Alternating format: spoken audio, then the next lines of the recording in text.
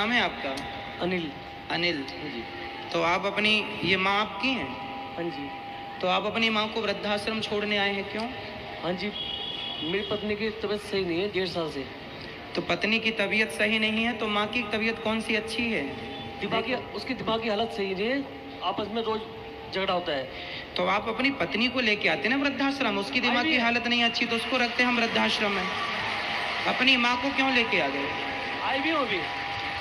तो क्या आप अपनी वृद्ध माँ को वृद्धाश्रम में रख के जा रहे हैं तो क्या ये सही है? आपके बच्चे क्या सीखेंगे इससे? आपके कल आपके बच्चे, अब कितने बच्चे हैं आपके? ये तो हमारे खाना ही जाने जी, क्या हूँ मैं इस स्थिति में, मेरी हालत क्या है इस टाइम, मैं क्या हूँ क्या कर रहा हूँ। अच्छा ये बताइए, जब आप छोटे थे तब आपकी माँ आपकी सेवा करती थी, नहलाना धुलाना तेल मालिश सब किया? फिर अब माँ बूढ़ी होगी तो क्या उनकी सेवा करना आपकी जिम्मेदारी नहीं है? हम इनके रिश्ते में क्या लगते हैं? जब हम बिना लगे कुछ बिना खून का रिश्ता कि हम सेवा कर रहे हैं तो आप तो खुद की सगी औलाद हो, आपको तो सेवा करना चाहिए। कल आपका बेटा आपको बाहर निकाले, फिर कल आपकी जो पत्नी कहाँ, आपकी पत्नी कहाँ है? वो चल नहीं पाती, बिना सारे चल नहीं पाती। आपके और 2 भाई हैं तो क्या उन भाइयों के पास एक माँ को खिलाने को रोटी नहीं है? उन भाइयों ने मना कर दिया है। हाँ? मना कर दिया उन्होंने मना कर दिया। हाँ, हमारे घर पारी दूध नहीं है। आपके भाई ने मना कर दिया कि माँ को घर लाने की जरूरत नहीं है? नहीं, वो अलग रहते हैं। नहीं, अलग रहते हैं तो माँ की सेवा तो कर सकते हैं ना, वो भाई 2 लोग मिलके नहीं कर सकते एक माँ की सेवा? नहीं, वो मना कर दिया उन्होंने। देखो जरा, एक माँ ने 3 बच्चों को पाल पोस के बड़ा कर दिया, इतना योग्य बना दिया, पर तीनों मिलकर एक माँ की सेवा इस उम्र में नहीं कर पाते जब माँ जिंदगी के आखिरी पड़ाव में। और आप अपनी माँ को लेके आ गए वृद्धाश्रम, कभी सोचा भी नहीं कि आप ये सही करने जा रहे हैं या गलत करें? हमें कोई दिक्कत नहीं है, ये दास अनिरुद्ध तो माँ की सेवा, 3 बेटे आप हैं, 4था बेटा ये दास बन के सेवा करेगा, हम तो करेंगे, हमें आपत्ति नहीं है। पर आप अपने हृदय से पूछिए कि आप ये सही कर रहे हैं? अपनी माँ को वृद्धाश्रम छोड़ के जा रहे हैं, सही है? पढ़े लिखे तो होंगे आप, क्या ये शोभनीय है? भैया आपसे सवाल है, क्या आप अपनी माँ के साथ अन्याय कर रहे हैं? ऐसी भी क्या मजबूरी है कि आप अपनी माँ की सेवा नहीं कर सकते? अरे जिस माँ ने आपको अपनी गोद में लिटा करके अपना आंचल का दूध पिलाया है, जिसने आपकी तेल मालिश की है, उंगली पकड़कर आप सबसे पहले अपनी माँ की ही चले होंगे, और आज आप इतने भी कमजोर नहीं है कि आप अपनी पत्नी और अपनी माँ का ख्याल ना रख पाए। जब हम कमा के 250 माताओं की सेवा कर सकते हैं तो आप अपनी एक माँ की तो सेवा कर सकते हैं। इतना हाथ पांव चल रहे हैं आपके, आप अपाहिज नहीं हैं क्या? माँ के लिए 2 रोटी इस उम्र में नहीं खिला सकते आप? क्या मजबूरी है आप बताइए, आपकी क्या मजबूरी है ऐसी कि आप माँ की सेवा नहीं कर पा रहे हैं? आप माँ की उंगली पकड़ के चलना सीखे थे, याद नहीं आते आपको वो दिन? आप अपनी माँ के बिना, जब आप छोटे थे तो आपकी माँ आपके बिना 1 घंटा नहीं रह पाती थी, आप कैसे रह लेंगे अपनी माँ के बिना? कैसे रहेंगे अपनी माँ के बिना? इस उम्र में जब माँ बिल्कुल अंतिम पड़ाव में चल रही हैं, कितनी जिंदगी बची है इनकी बताओ? अभी क्या ये 100 साल जिएंगी? इस उम्र में बेटा बहू का प्यार चाहिए होता है, नाती पोतों का प्यार चाहिए होता है। सम्मान की 2 रोटी देते जाते तो वहीं से कथा सुन के अपना मैया हम तो रखेंगे, हमें आपत्ति नहीं है, पर आप अपने हृदय से पूछिए कि कल यही घटना आपके साथ होगी तब आप क्या करेंगे? कल आपका बेटा आपको वृद्धाश्रम भेजेगा, फिर आप क्या करेंगे? और ये होगा क्योंकि ईश्वर के घर देर है, जैसा करते हैं वैसा भोगना पड़ता है। क्या कहना है आपको? एक पिछले वाले बेटे ने कहा है, अगर मेरे को ना तो मुझे फोन करने की जरूरत है और ना मेरे घर पे आने की जरूरत है, मेरे घर में झगड़ा होता है तुम्हारे आने से। बेटे ने कहा? हाँ जी, पिछले इसके छोटे इसके बड़े भाई ने। और कोई मुझे रखने को तैयार नहीं है, ये है मैं मुझे काम नहीं करता, काज नहीं करता, ये सब कुछ नहीं जाएगी, इसकी बीवी है जावे पाई जाएगी, तबीयत खराब हो रही है उसकी। तो उसने पिछले वाले लड़के ने 50,000 रुपये इसकी बीवी के ऊपर लगाए अस्पताल में जगाधरी में। तो उसने कह रहा मैंने 1 लाख बोला था तेरे पैर पे लगा, तेरे पैर का ऑपरेशन हुआ था, और 50,000 के ऊपर लगा, ATM ले लिया उन्होंने मेरे से। एटीएम उन्होंने कहते जब तक मेरे पैसे नहीं उतरने के मैं एटीएम अपने पास रखूँगा, मगर रख ले, मुझे किसी का कर्जा नहीं चाहिए। जब तक तुम्हारा कर्जा नहीं उतरने का मैं तेरे से मांगने की भी नहीं। चलिए, आपका क्या निर्णय है? आप छोड़ के जाना चाहते हैं या सेवा करने का विचार है आपका? जैसा आप कहें वैसा हम करेंगे। क्या मन है आपका? छोड़ के जाने का विचार है। छोड़ के जाएंगे? हाँ जी, वो मेरी मजबूरी मुझे पता है। आपकी क्या मजबूरी है बताइए तो सही, शायद हम उसमें आपकी कोई मदद कर सकें। मैं नहीं पता उसका, ये बहुत मजबूरी है मेरी, मैं पता नहीं सकता। तो माँ आपको कोई गालियाँ देती हैं, डांटती हैं क्या माँ आपको? आपकी पत्नी से लड़ाई होती है माँ की? माँ की झगड़ा होता है। माँ का और पत्नी का आपकी झगड़ा होता है, सास बहू का झगड़ा होता आज है। वो उसको दिमाग में ये नहीं आता है, ये सास है मेरी, वो मुझ से ऐसी झगड़ती है, लड़की से ऐसी बोलती है। तो आपकी पत्नी आपसे भी झगड़ा करती है? हाँ जी, लड़की से भी बोलती है। तो आपकी माँ से भी करती है? बराबर, उसको ये नहीं पता। तो फिर उसे भी वृद्धाश्रम भेजो ना, उसे अपने संग रखेंगे माँ को वृद्धाश्रम, उनको भी छोड़ देना, हम उनकी भी कर लेंगे सेवा। बस मैं तो दोनों को ले गया हूँ। पत्नी जब आपसे भी लड़ती है और आप समर्थ हैं, समझाओ अपनी पत्नी को। कौन पत्नी नहीं लड़ती सास से? हर घर में सास बहू का झगड़ा होता है। इसका मतलब ये थोड़ी कि बेटा माँ का हाथ पकड़े और ले जाके वृद्धाश्रम में रख दे के लो हमारी पत्नी से तुमने झगड़ा की इसलिए हमने उठा के तुम्हें भेज दिया। अरे सबके घर में झगड़ा होता है, जहाँ 4 बर्तन होते हैं खटापटी चलती रहती है। आपको मारती भी है? तो आपको अपनी पत्नी को समझाना चाहिए, समझा करके, और गृहस्थी तालमेल बना के एक पुरुष की यही जिम्मेदारी होती है।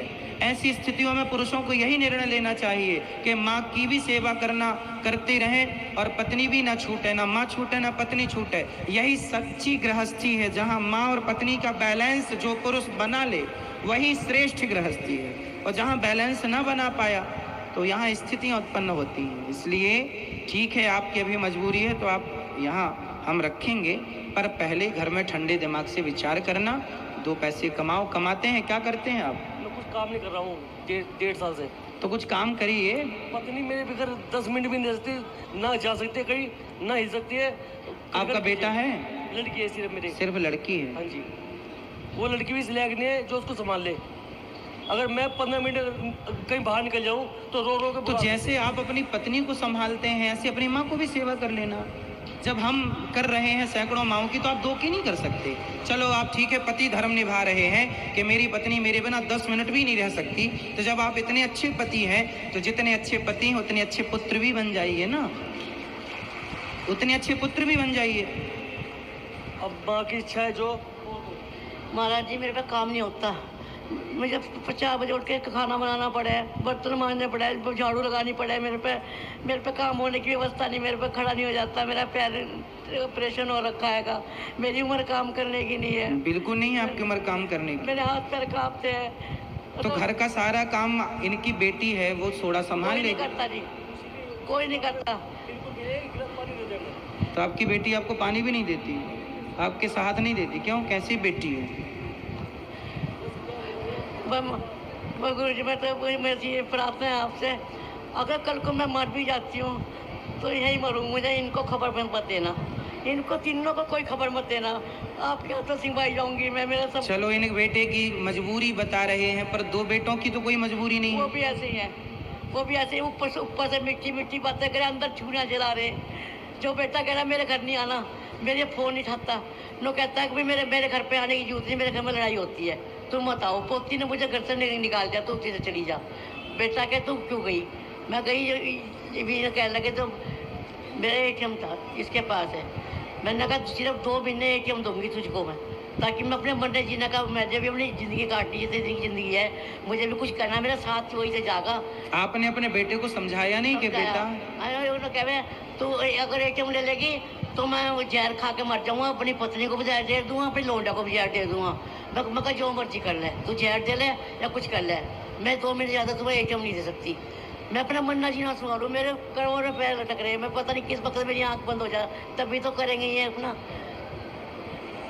चलिए ठीक है, अब आप जब आपके बेटे की और आपकी इच्छा है, कोई नहीं है आपकी सेवा करने वाला, तब फिर आप गौरी गोपाल आश्रम में ही रहिए। और ये दास अनिरुद्ध आपका बेटा बनकर चौथा बेटा बनकर आपकी सेवा करेगा। पर यह अच्छा संकेत नहीं है कि आज की औलादें खुद अपनी माँ को लेकर वृद्धाश्रम आ जाएं। यह देश के लिए बहुत गंभीर विचार है, चिंतन करने जैसी, कि कल को ऐसे और भी 10-50 बेटे और हो जाएं तो फिर कितनी अव्यवस्था हो जाएगी समाज में। ऐसे बेटे नहीं, 3 बेटे हैं पर एक भी बताओ सेवा करने को तैयार नहीं है। भगवान आपको सद्बुद्धि दें और सद्बुद्धि के साथ साथ भगवान आपको सेवा करने की शक्ति दें।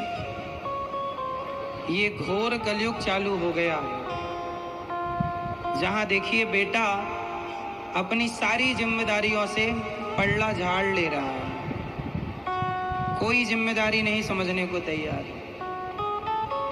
इसलिए आप लोगों से ये दास अनिरुद्ध कहा करता है कि आप लोग जो सहयोग करते हैं उसी से न माताओं की सेवा होती है। इसलिए अब इन माँ के बेटे ने जब साथ नहीं दिया तो आप इनके बेटे बनकर साथ जरूर दीजिएगा, आप इनकी बेटी बनकर साथ दीजिएगा, आप इनके अपने बनकर साथ दीजिएगा। क्योंकि ये दास अनिरुद्ध भी आप सबके सहयोग से ही इन वृद्ध माँओं की सेवा करता है। और आपसे यही प्रार्थना करता हूँ कि आपको कुछ देने के लायक बनाया है विधाता ने, तो इन माँओं के लिए अब ये आश्रम पूरा भरा है। यहाँ पे माताओं के रहने की अभी बिल्कुल जगह नहीं है, क्योंकि आश्रम पूरा माताओं से भरा पड़ा है। 260 माताएं हैं, ये 261वीं माता है। अब हमने किराए से ले रखा है एक आश्रम और, जहाँ पर ऐसी वृद्ध माँओं की वहाँ पर सेवाएं होती हैं। अब जगह नहीं है, पर देखो अब बेटे तो ऐसे हैं छोड़ के चले गए, ना वो सुनने को तैयार है, ना वो समझने को तैयार है, ना वो समझाने पर। अब और कैसे समझाएं बताओ, कैसे समझाएं? यही तो कह सकते हैं कि भाई सेवा करो, माँ की सेवा ही धर्म है, माँ की सेवा से बड़ा कोई धर्म। ये माँ नहीं है, ये माँ के रूप में भगवान है, ये भगवान की सेवा। बेटे के पास 2 ऑप्शन थे, या माँ की सेवा करे या पत्नी की। उसने पत्नी की सेवा चुनी, माँ की सेवा नहीं चुनी। चाहता तो माँ की भी कर लेता। अरे एक आदमी, माँ और पत्नी, चलो पत्नी तुम्हारी अपाहिज है तो उसकी भी सेवा करना पति का धर्म है। चलो तुम 2 लोगों के क्या बर्तन नहीं धुल सकते? अब कह रहे हो कि हम तो कुछ करते ही नहीं, तो नहीं करते तो सेवा करो। 2 एक की कर ही रहे हो तो एक की और कर लेना। लेकिन कोई जिम्मेदारी नहीं समझता। इस उम्र में मैया कितनी उम्र है आपकी? कितनी उम्र है? मेरी उम्र बस 49 का जन्म है, 1949 का। अच्छा, और वैसे कागजों में मैंने 48 से लिख रखा। तो लगभग 72 वर्ष के लगभग होगी मैया, लगभग। इससे ज्यादा होंगी, ज्यादा हो गई 72 से।